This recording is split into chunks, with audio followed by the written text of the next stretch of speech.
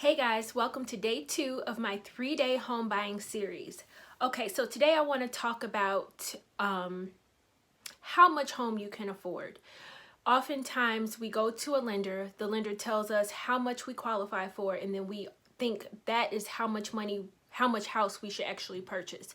For example, if you go to a lender, they run your credit and they do your income verification, and they've discovered that based on your debt to income, you qualify for a $500,000 home. What I want to share with you guys is just because you qualify for that amount does not mean that you should spend that amount. I'm saying this because you have to consider every additional expense that you're going to incur when you buy that home. So let's talk about this $500,000 house that you got pre-qualified for. Okay, if you are purchasing a $500,000 home, at least in Illinois, from what I understand, that's a pretty nice home or a pretty nice condo that may have additional fees like HOA fees and assessments. So let's consider the fact that you will have to heat that home, you would have to cool that home down in the summer months, you still have to pay expenses to maintain that home, which all add up every month. Those are monthly expenses that you will have to consider before you purchase this home. With that being said, can you really afford that? Can you afford a note for a $500,000 home and still pay your utilities and other expenses? Because we haven't even talked about your monthly credit card expenses, your car note if it applies to you, savings, if you have children, saving for their future, or saving for college. Just a host of things that need to be considered before you actually go out and purchase your home.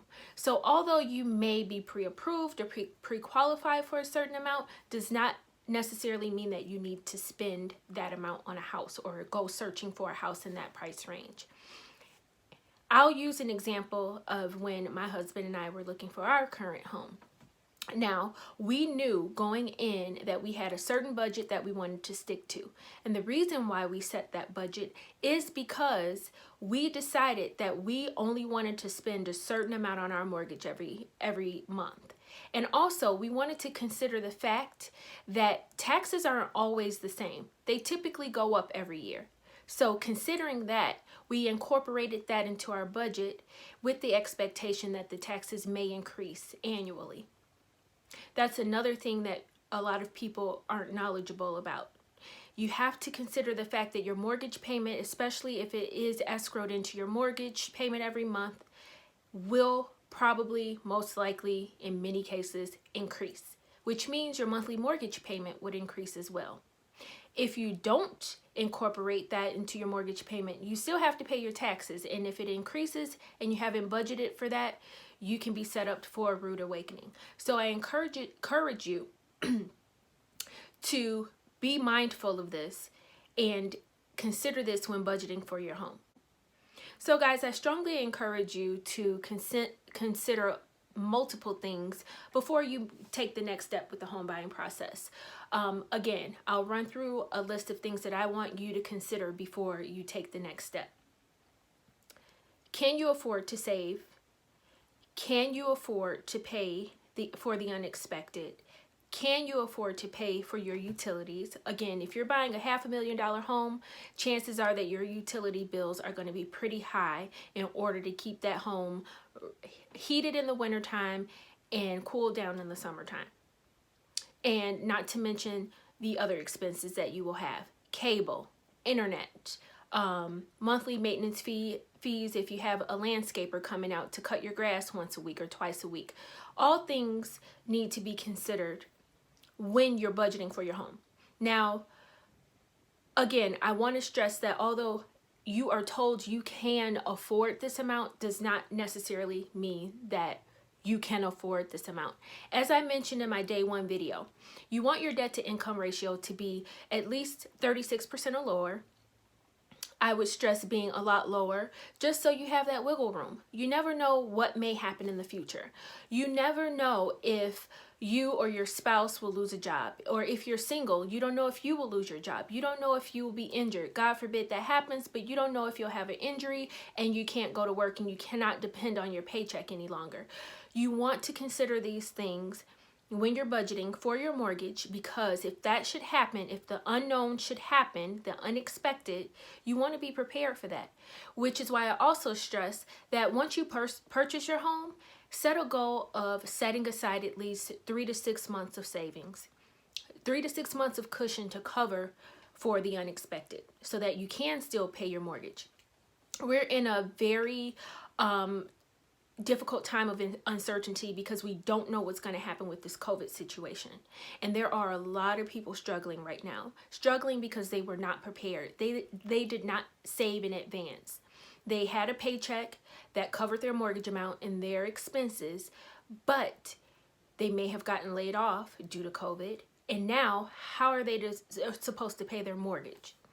If you save in advance, if you create that cushion, then you don't have to worry about times like this. And it gives you a little bit more time to start looking for another job so that you can get back to what you were used to before this whole COVID-19 situation happened, or whatever experience may come in the next few years. We know that it seems like it's a cycle. There's always something unexpected that pops up that causes us to go into a state of maybe an economic downturn or a recession. But if you're prepared in advance, you can ride that wave until it's over and get right back to normal. So again, I stress, keep that in mind when you're budgeting for your property. And I will say it many times over and over again. I work with a team of professionals that focus on their focus is to make sure that you're making a wise decision when you're in the home buying process. Wise decisions based on, yeah, I make this much money every month, but can I afford this with the current expenses that I have? Or let's even go a little bit further and consider the future expenses that you plan to have. I know several people that are looking to purchase a home now, and they are planning to purchase their vehicle after the home purchase, which is a whole different subject because obviously you don't want to start a new car loan before you purchase a home. So they're waiting until after they've purchased their property. Well, can you afford that car note after the closing? Is that something that you're going to be able to maintain? Can you continue to maintain the lifestyle that you want for yourself and your family? I strongly encourage you to get educated.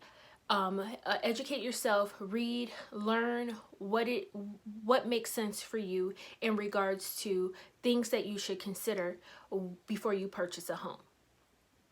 I thank you guys so much for joining me on day 2 of my 3-day home buying series.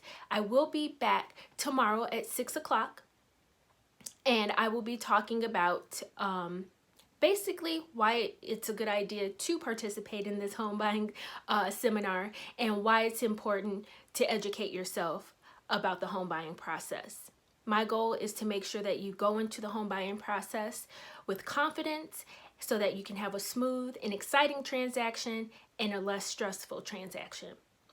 This is Kalila Adams with Caremark Realty Group. You can find me on Instagram and Facebook, Kalila Adams CEO. If you should have any questions before our seminar on Monday, May 18th at 7 p.m., please feel free to give me a call at 773-704-8629. I look forward to seeing you guys tomorrow at 6 p.m. And if you have not registered for Monday's seminar, there's still time. Just simply click the link in my bio if you're on Instagram, or click the link in this message and you will be able to register for Monday's seminar that starts at 7 p.m. Central Standard Time. Thank you guys for tuning in today. Have a wonderful evening.